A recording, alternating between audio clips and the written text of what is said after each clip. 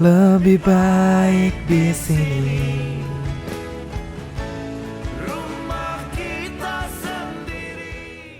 Dan ya, memang tempat paling nyaman di dunia ini adalah rumah. Rumah yang gak hanya berbentuk bangunan, tapi bisa juga berwujud orang-orang yang kita sayang. Namun masalahnya, gak semua orang punya rumah untuk pulang. Seperti film yang bakal Bang Bejo bawakan kali ini, yang berjudul A Series of Unfortunate Events tahun 2004. Di mana film ini menceritakan tentang 3 anak yang mendadak jadi yatim piatu dan harus tinggal dengan pamannya yang jahat melebihi seorang ibu tiri. Seiring berjalannya waktu, terkuaklah sebuah fakta kalau orang tua mereka ternyata telah dibunuh. Tentu aja sebagai anak hati mereka hancur lebur dan ingin membalaskan dendamnya. Kira-kira siapakah yang membunuh orang tua mereka? Dan gimana aksi epik para bocil ini dibalas dendam? Penasaran gak sih? Sama. Jadi tetap semangat ya buat kamu yang lagi berjuang. Selamat nonton dan jangan lupa klik kanan refresh.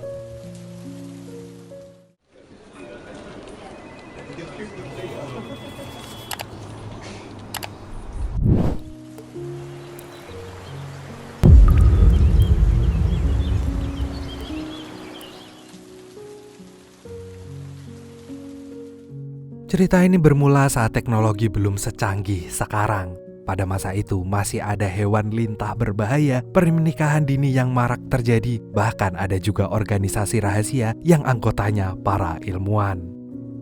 Pada zaman itu hiduplah 3 bersaudara dari keluarga Baudelaire yang sangat cerdas dan menawan. Putri sulung keluarga ini bernama Violet, umurnya masih 14 tahun, namun dia sangat jenius seperti Einstein. Violet sering menciptakan peralatan baru yang berasal dari barang-barang bekas di sekitar rumahnya. Setiap dia mengikat rambutnya ke atas, itu berarti Violet punya ide untuk menciptakan peralatan baru.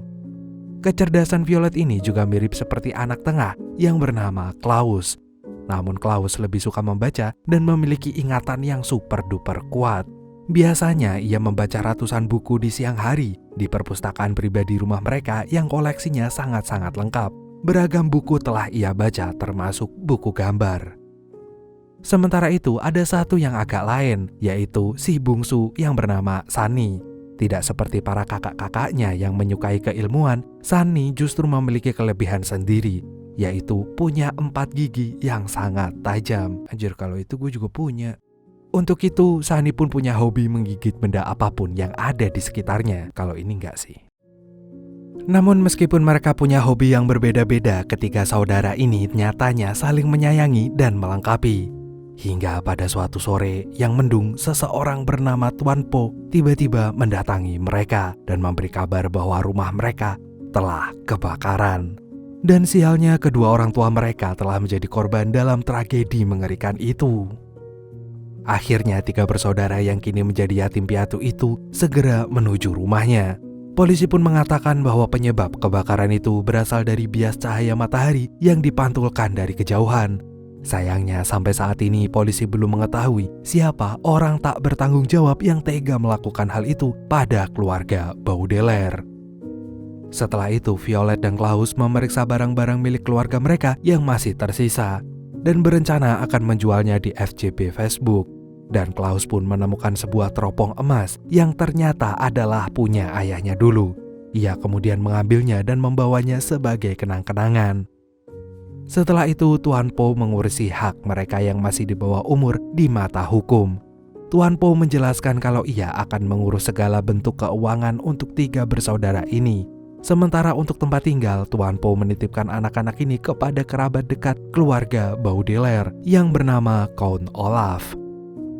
Beberapa saat kemudian mereka tiba di depan sebuah rumah yang tampak hangat dan bertemu dengan seorang perempuan di depannya. Sayangnya wanita ini bukanlah Count Olaf, meskipun ia sangat mengenal keluarga Baudelaire. Karena Count Olaf tinggal di seberang jalan di dalam sebuah rumah yang terlihat besar dan sangat menyeramkan, seperti rumah peninggalan kompeni Belanda. Akhirnya anak-anak Baudelaire ini memberanikan diri mendatangi rumah Count Olaf bersama Tuan Po. Tak lama kemudian Count Olaf pun membuka pintunya. Dari sini sebenarnya sudah terlihat kalau Count Olaf tidak benar-benar tulus menerima kehadiran anak-anak malang ini. Oh, arek malang. Ia yang mengaku sebagai kerabat dekat ini nyatanya sama sekali nggak tahu nama dari ketiga bocah itu. Tapi demi tujuan rahasianya yang ingin menguras harta warisan keluarga Baudelaire, Count Olaf pun pura-pura menyambut Violet, Klaus, dan Sunny dengan bahagia. As if they were actually wanted.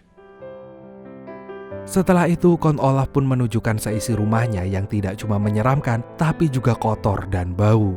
Count Olaf juga menunjukkan ruang santainya yang sangat berantakan. Namun di antara seluruh ruangan yang ia beritahu, Count Olaf melarang keras anak-anak ini pergi ke menara yang terletak di lantai paling atas. Count Olaf bilang kalau menara itu adalah tempat paling mengerikan yang gak mungkin bisa mereka bayangkan. What's that up there? Which you are never to enter. Setelah berkeliling, Count Olaf membawa mereka ke sebuah ruangan yang nanti akan menjadi kamar ketiga bocah itu, di mana kamarnya tampak sekali berdebu dan terlihat hampir roboh. Dan dari sinilah Count Olaf mulai menunjukkan watak aslinya. Ia yang tadinya ramah tiba-tiba menyuruh anak-anak itu untuk membersihkan rumahnya seperti seorang babu. Akhirnya dengan rasa yang sangat terpaksa, Violet dan Klaus membersihkan rumah Count Olaf. Bahkan keesokan harinya Count Olaf membawa teman-temannya dan langsung minta dibuatkan makan malam. Klaus pun memprotesnya karena selama ini ia nggak pernah disuruh-suruh. Ia bukan karyawan McD. Namun Count Olaf justru memarahi mereka hingga akhirnya Violet pun pasrah dan meminta adiknya itu untuk tetap bersabar.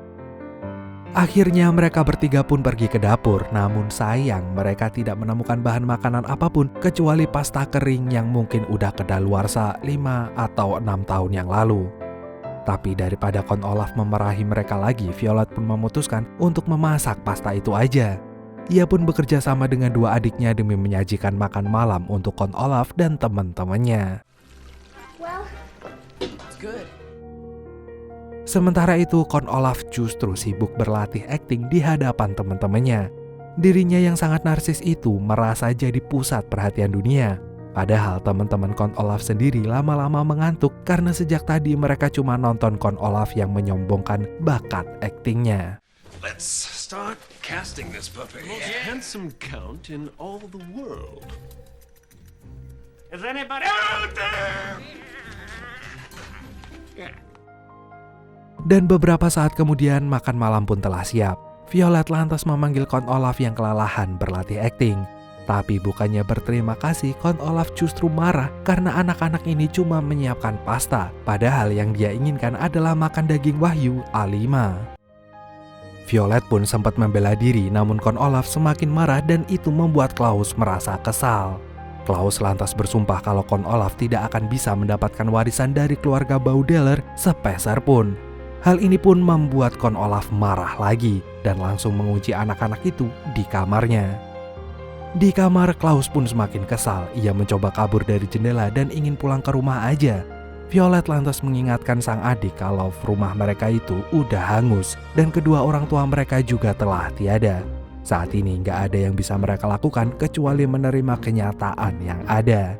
Dan yang terpenting, selama mereka masih ada untuk satu sama lain, maka itulah rumah yang sebenarnya. Sama seperti bagaimana orang tua mereka mengajarkan untuk saling menyayangi dengan saudara sendiri. Akhirnya untuk menghadirkan suasana rumah yang hangat, mereka pun membuka barang-barang yang tersisa dari kebakaran kemarin.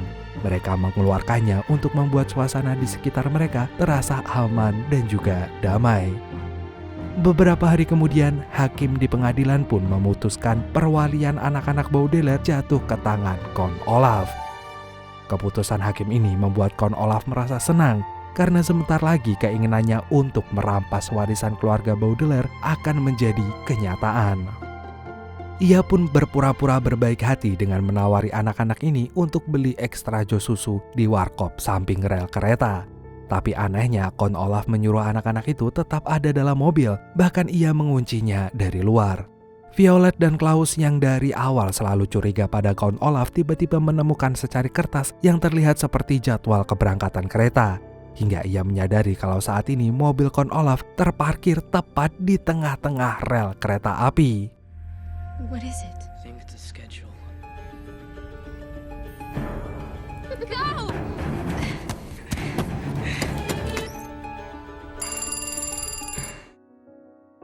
Di tengah kepanikan itu, tiba-tiba telepon pun berdering, dan ternyata itu berasal dari Tuan Po yang ingin mencari Count Olaf.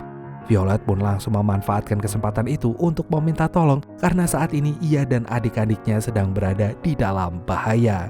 Sialnya, Tuan Po tidak bisa mendengar suara Violet karena terhalang oleh deru mesin kereta yang sedang lewat dengan kencang.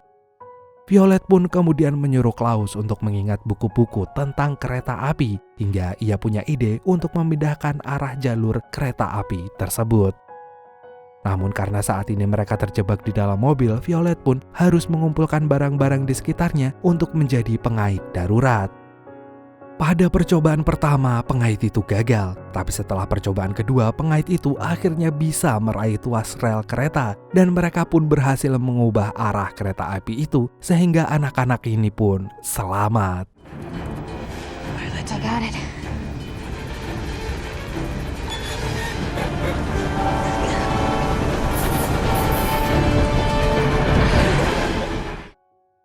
Bertepatan dengan itu, Tuan Po pun datang. Count Olaf pura-pura menyesal karena sudah lalai dalam menjaga anak-anak itu. Namun penyesalan Count Olaf ini tidak ada artinya buat Tuan Po karena ia akhirnya mencabut perwalian anak-anak Baudelaire dari tangan Count Olaf. Akan tetapi Count Olaf bersumpah kalau ia akan mengejar anak-anak ini sampai tujuannya tercapai.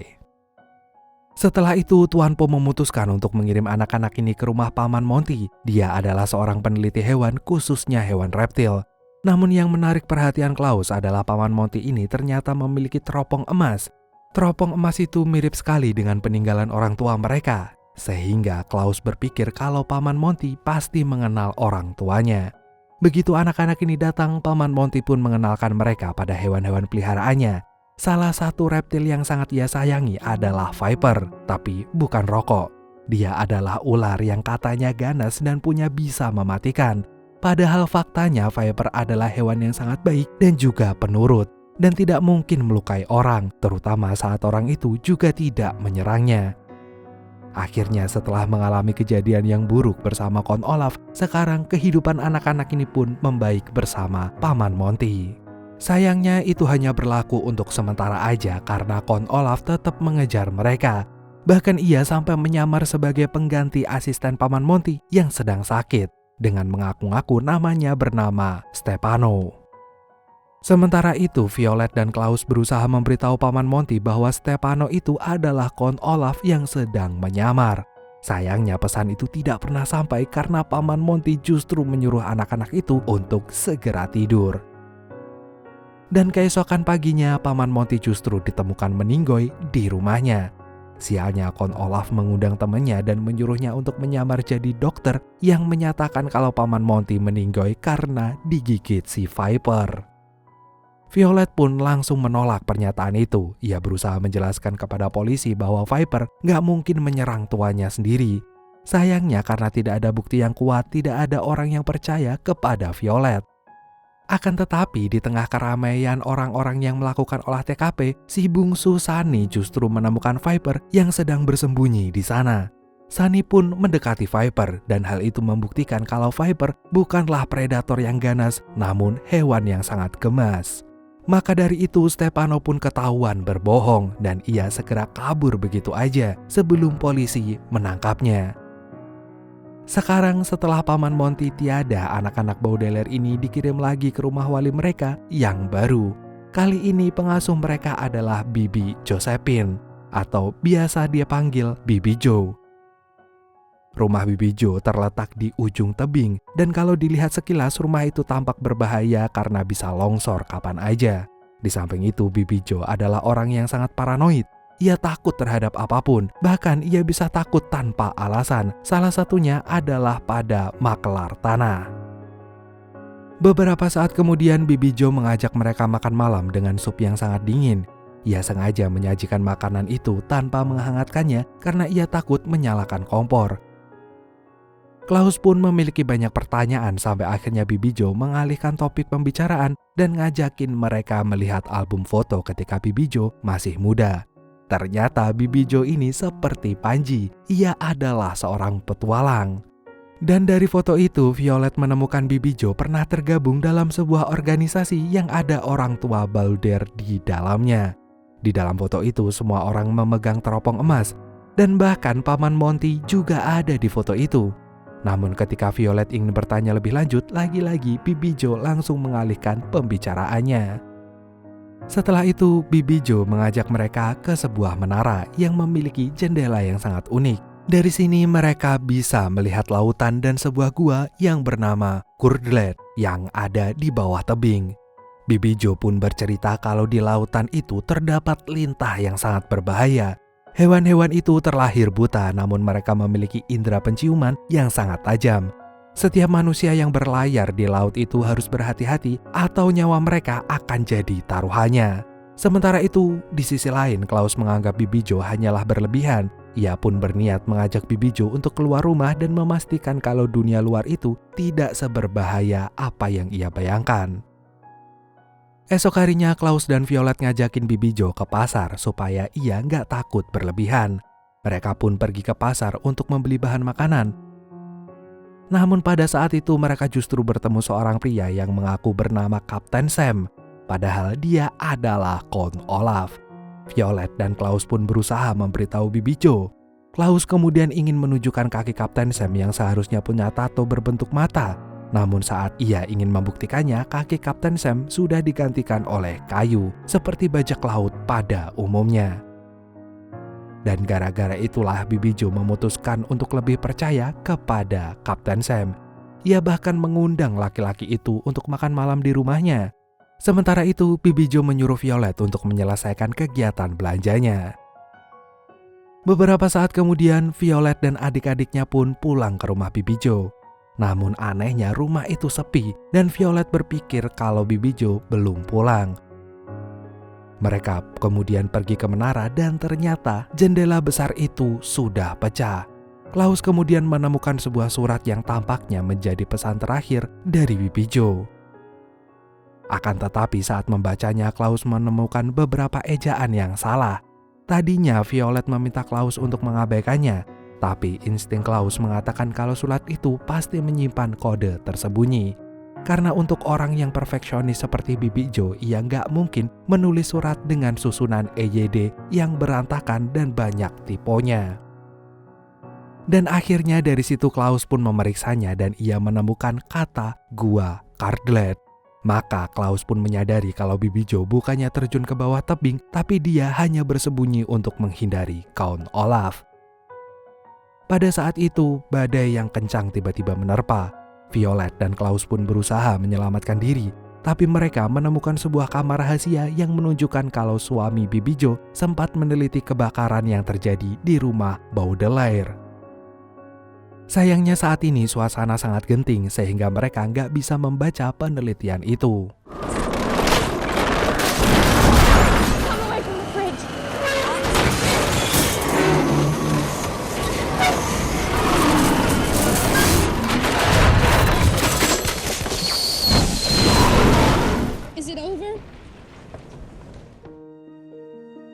Akhirnya untuk menyelamatkan diri, Violet pun menemukan sebuah jangkar yang tergantung di dinding.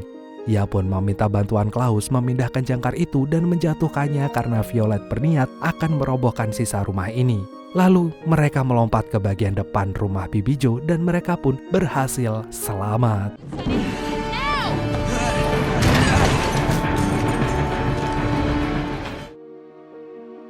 Dan begitu mereka lolos dari serangan badai itu, Violet pun langsung menyuruh Klaus untuk mengingat buku tentang pelayaran dan juga navigasi. Karena mereka akan menyusul Bibi Jo yang sekarang mengungsi di gua Kurdlet. Exactly 15 books on sailing for the crossing to Curdled Cave at the hands. A rare moment of joy in their otherwise. Beberapa saat kemudian, mereka pun berhasil menemukan gua itu sekaligus menemukan Bibi Jo. Namun saat Bibi Jo tahu kalau anak-anak ini tidak membawa makanan, Bibi Jo pun merasa kesal. Violet pun ngajakin Bibi Jo untuk kembali, tapi tentu aja Bibi Jo menolak karena ia takut pergi kemana-mana. Hingga Klaus pun berbohong kalau sebentar lagi gua itu akan dijual dan maklar tanah akan datang kemari. Dan gara-gara alasan konyol itulah akhirnya Bibi Jo mau meninggalkan gua tersebut. Sayangnya di tengah perjalanan mereka bertemu dengan lintah ganas yang ditakuti orang-orang. Karena rupanya Bibi Jo sempat menyimpan makanan sehingga mengundang para lintah itu datang.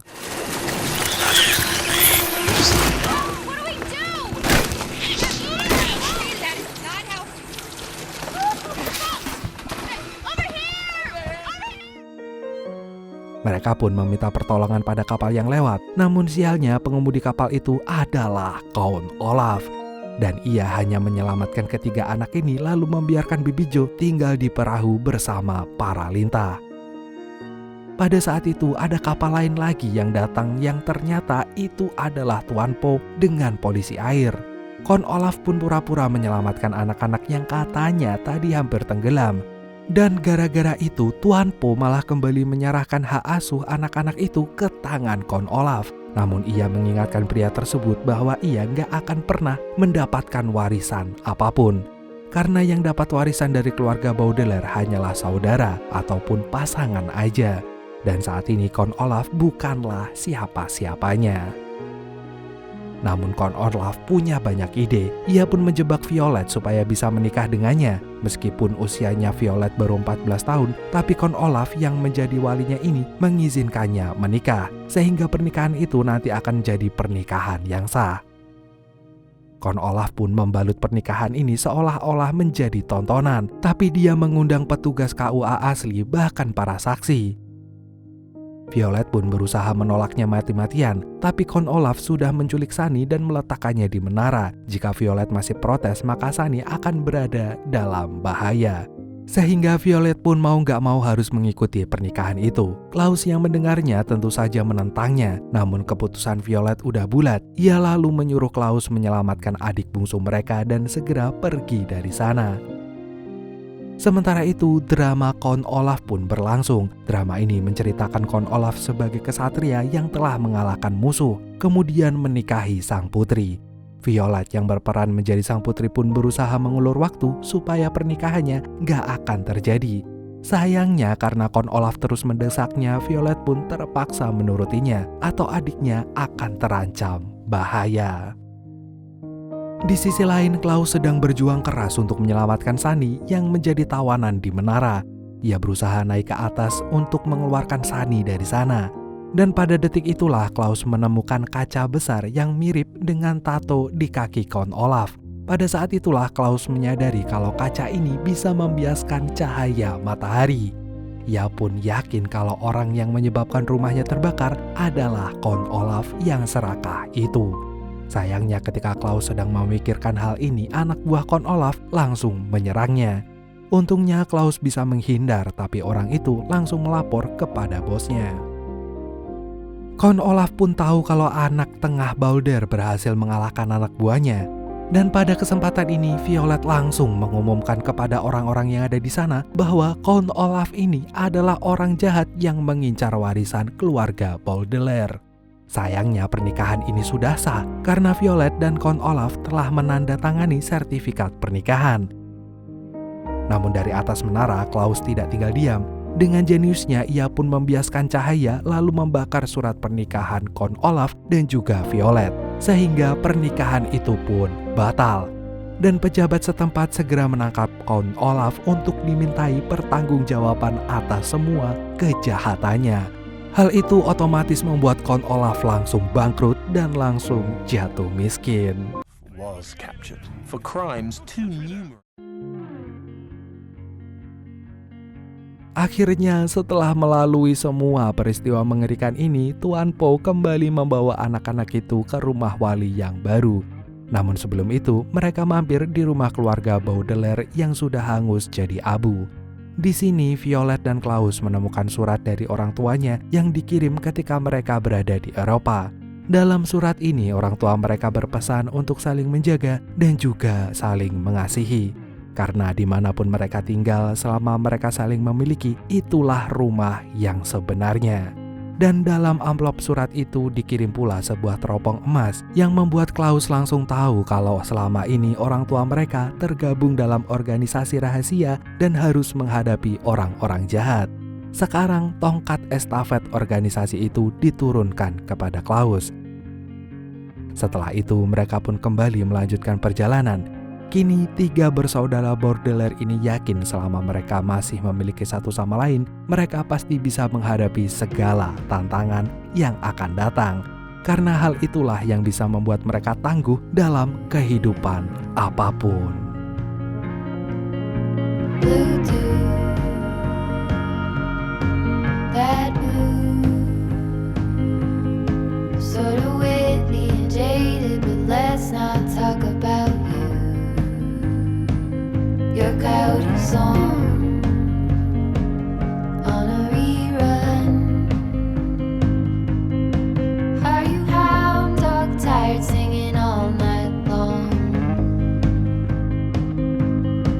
Who's gonna save you?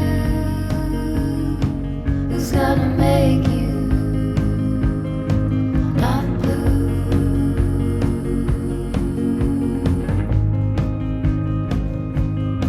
Not blue. Not